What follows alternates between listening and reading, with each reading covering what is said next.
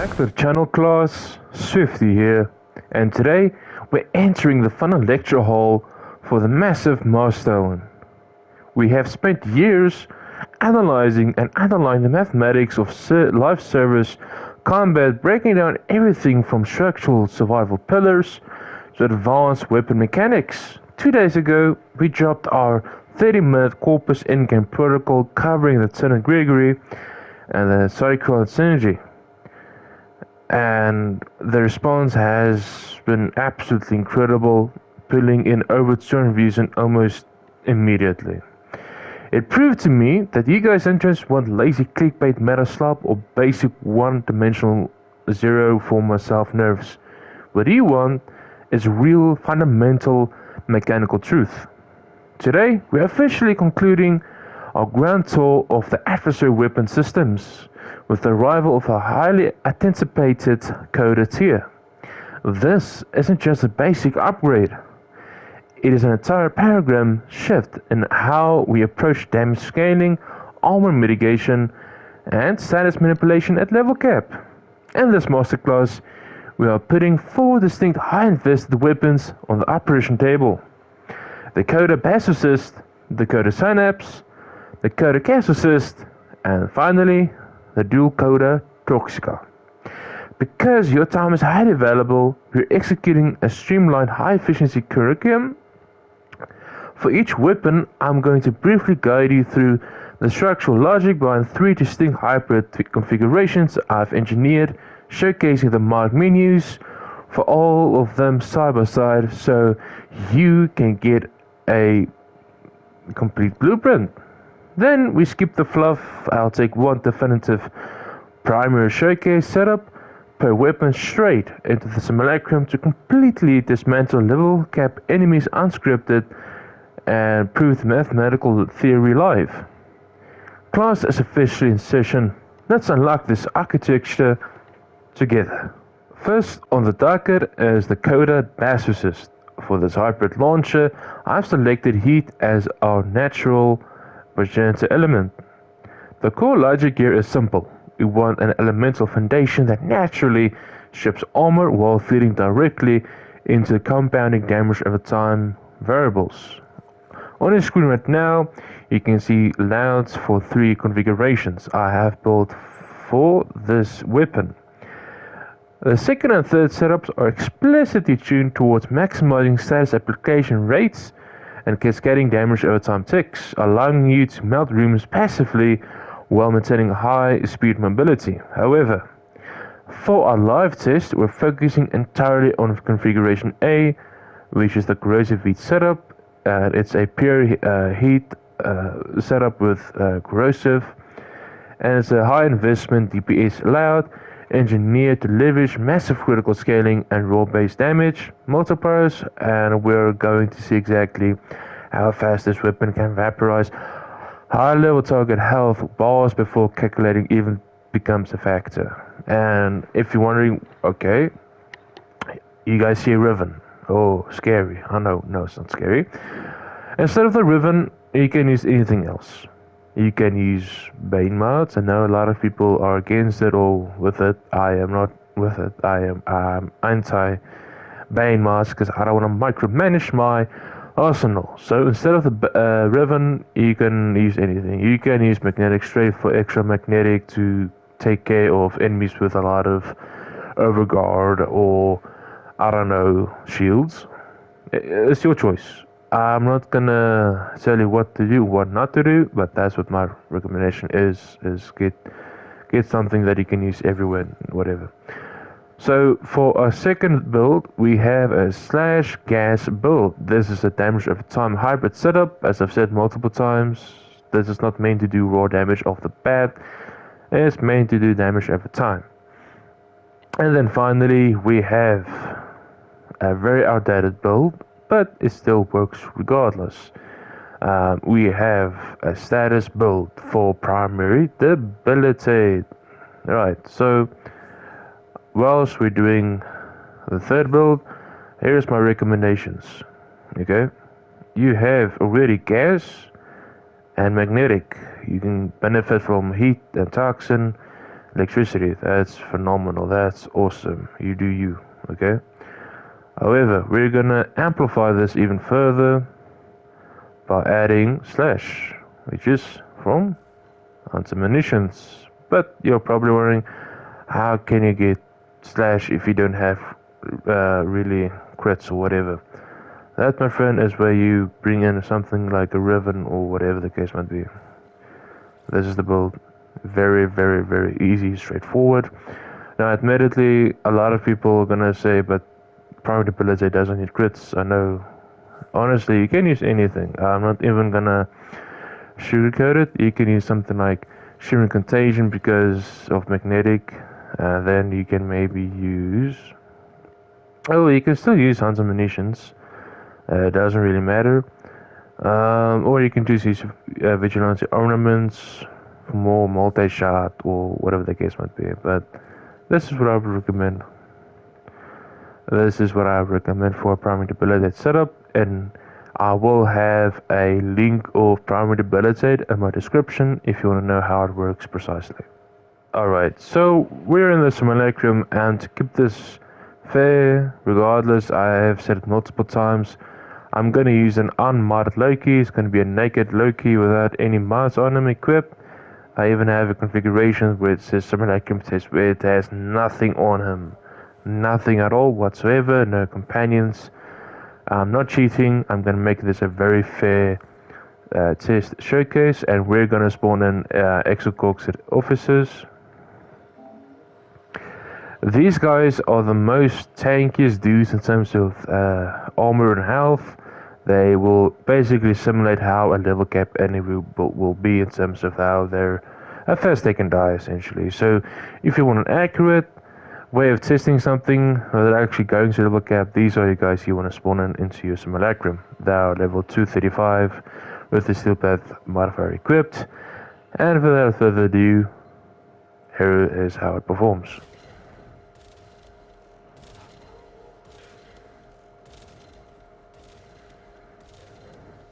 Now admittedly, it might not look impressive at first, but once you get that first kill or two,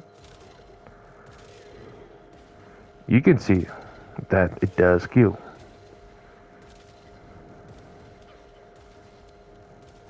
Well, if you can aim, that is. My aim is not the best, I'll admit it. There you go, 1,000,000 corrosive damage number.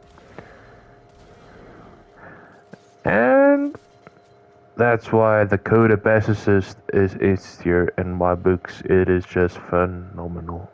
Next, we move to a true community favorite reborn, the Coda Synapse.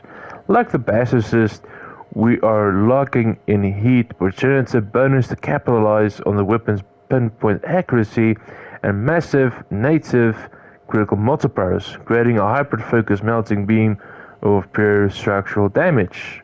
Now, looking at the blueprints on screen, configuration A is our pure DPS setup, and then configuration 2 and 3 are where my veterans disruption runners are gonna feel right at home, because these setups are engineered specifically for long level cap endurance runs, specifically my Prime Debilitate setup, because I have made tons of videos of it in the past before, where it exponentially amplifies the status damage, scaling on high health demolist. As I've said, if you aren't fully caught up onto how Prime Debilitate calculates its internal damage steps, don't worry, I will link a dedicated breakdown in the description below so that you can go and master the mechanic and, you know, get a gist of how it works, basically. And then for a second one, I kind of skipped over it because I wasn't sure how to approach it, but essentially how this works is the following. This is a corrosive blast setup. Now, if you're wondering how this works, I'll tell you how. This is just to do a bunch of blast damage. Nothing serious, nothing weird about it. This is more aimed for crowd controlling, and blast is actually very good. If you go and read what it says on screen, I will give you guys a few seconds. And now Prime Firestorm will then actually increase the blast range a lot, like by 50 range or something. But yeah, without further ado, let me show you how this beauty of a corrosive heat setup per DPS setup performs in the simulacrum. Alrighty, in the simulacrum back again, showcasing the Coda Synapse. Same thing as before, I'm gonna showcase one setup, which is the pure DPS setup against exocork officers. Just spawn them, and here we go.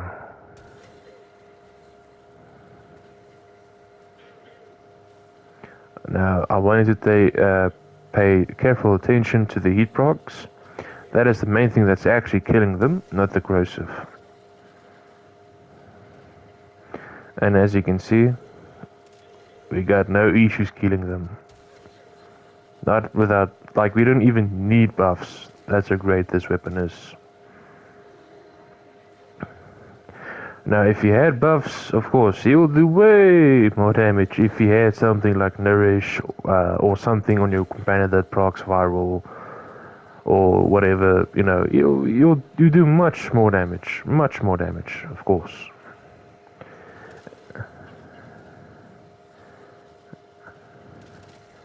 And there you have it. In my humble opinion, the Coda Synapse is incredible. You should definitely go get it. You can go level cap. It's that great. It's really nice. I would recommend you guys go get it.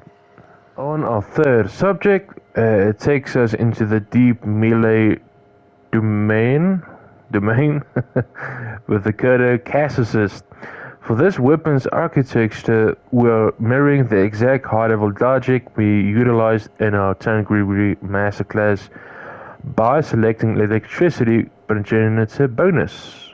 As you can see, we have maxed electricity, and the math here is incredibly beautiful. On screen, you'll notice that we have configuration A, which is the corrosive and electricity, and then we have gas, electricity, and blast electricity.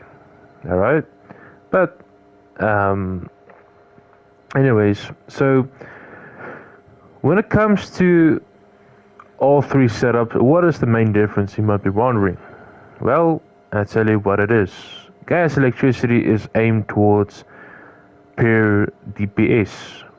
In terms, well, not pure DPS, mainly DOT, because of we have gas, we have slash, and because of how ripping spiral works, if you go look at the combos, like I'm not really great with the combos, but if you go look at the combos, you realize that we can force proc slash with this weapon. I'm not great with combos, as I've said, I'll admit it, I'm not great with combos, and that's completely fine. But this is the build that I have, and if you're wondering why don't galvanize steel, whatever, you know, because we have more than enough crits from Blood Rush. A lot of people brush over Blood Rush for some weird reason, and Blood Rush is far superior than Galvanized Steel and Sacrificial Steel in terms of crits. The only difference is that they are better for heavy attacks, and this is not a heavy attack weapon, this is a combo weapon. It's made to build up combo and whatever have you. And then we have our blast electricity setup. Very simple, very easy. And if you're wondering what is the Riven, it's just extra crit chance and extra status chance. Now, and also we have a little bit negative range, but it's fine. The negative range is fine because we don't need it as much, admittedly. Now, here's my thing that I can say. You don't need a Riven at all. You don't need a Riven at all for this weapon. Here's what I would recommend. For this setup, I'll recommend you use something like Weeping Wounds, because it helps us get extra status because of the combo. That is it. That is the only difference you'll make. And of course we will have extra range since we have removed the Riven. which is around 6 meter range. If you want to rank it up to 6, it's a big range, and yeah, that's basically it. And then of course for this, since we have 60-60 mods, having to mod for whipping wounds is not really necessary. You just use range. It's gonna help you build up combo and spread the meter influence, believe it or not. Same thing for this. That's the only that's the only difference. It's really not that difficult, folks. And yeah, I'm gonna showcase the magnetic electricity setup, and then of course let's have a look at the unique trait. It says heavy attacks throw a wave of bile that applies corrosive damage, and it's way faster than a standard Caustacyst. So yeah, you actually have corrosive also built in, but as I've said, I don't really heavy attack as much. Maybe you can look at someone else's video on YouTube that's aimed for heavy attacks, but I don't really need it. It's fine. I don't have issues at all. And without further ado, let's go to the simulacrum. Alright, same thing as before. In the simulacrum, spawning these dudes again. And here we go. I'm gonna be honest with you, I don't really do all of that combos and what weird stuff there is. I'm not a huge fan of it. I'm a basic dude. But regardless, as you can see, we're killing them quite easily without any issues at all. And just for funs and giggles, here's how it looks like when you heavy attack. It throws down these piles on the floor that stays there for a couple of seconds, depending on your status duration, that is, obviously. But overall, it's a great weapon. This setup specifically that I showed is mainly aimed towards anything and everything because of magnetic rush on it. The others are just as good. It just depends on what you have on your companion, or if you're covering other elements on your Warframe, or whatever the case might be.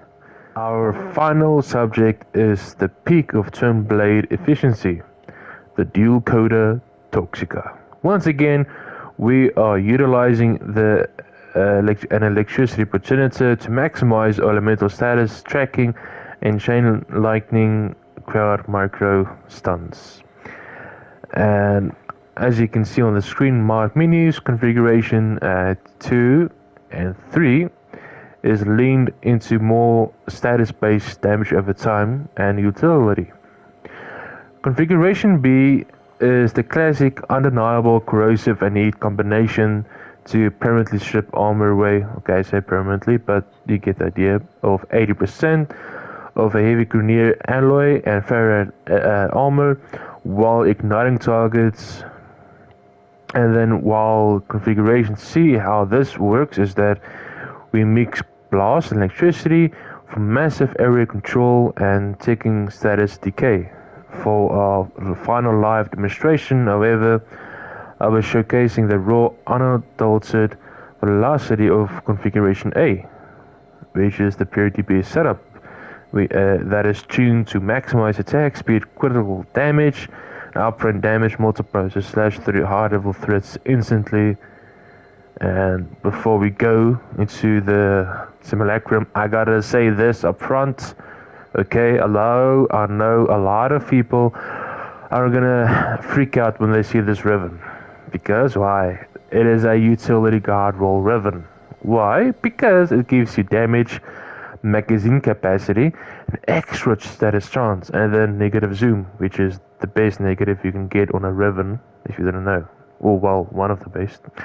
Anyways, so what should you place this ribbon with?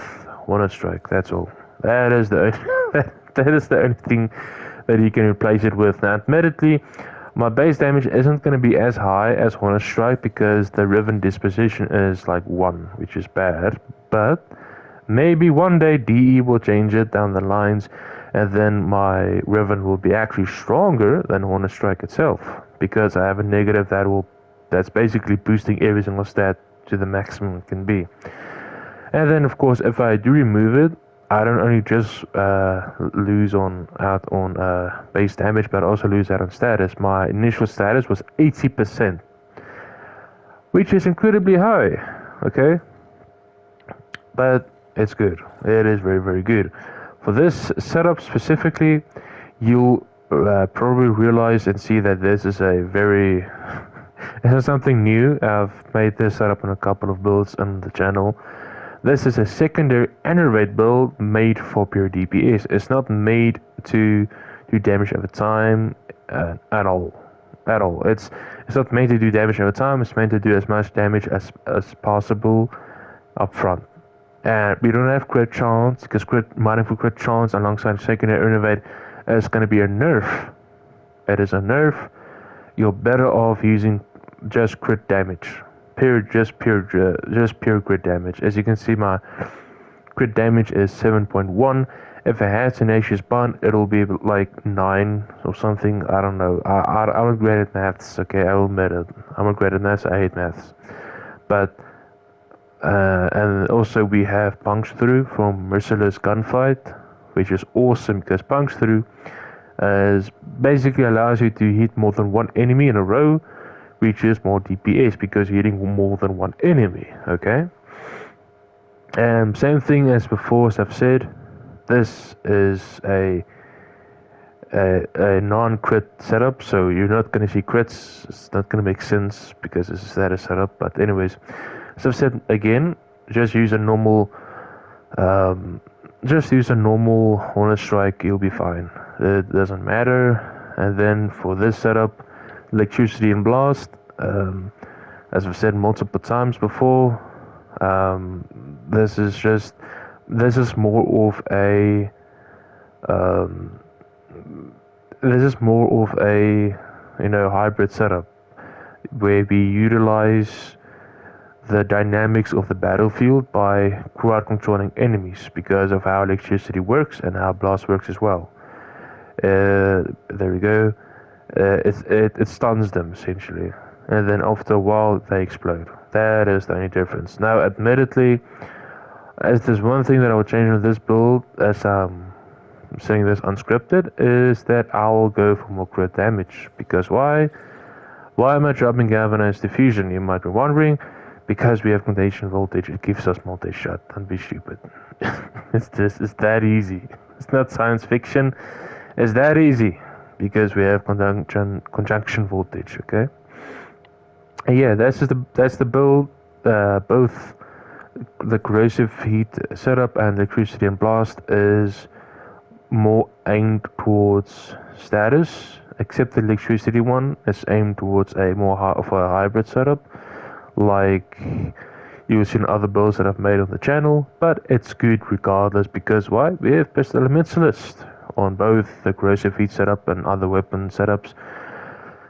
This basically allows us to not really bother with the elemental status weighting because of how the Pest Elementalist works and other Elementalist mods work. But regardless, it's beautiful.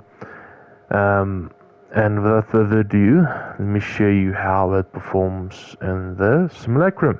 Alright, so we're in the Simulacrum, and my guy is holding the guns very weirdly. I apologize. They keep being zesty. I'm just kidding. Alright, so we're gonna spawn in the Exocorxid officers, and I'm using the crit damaging setup, the secondary innovate setup. And here's how it performs.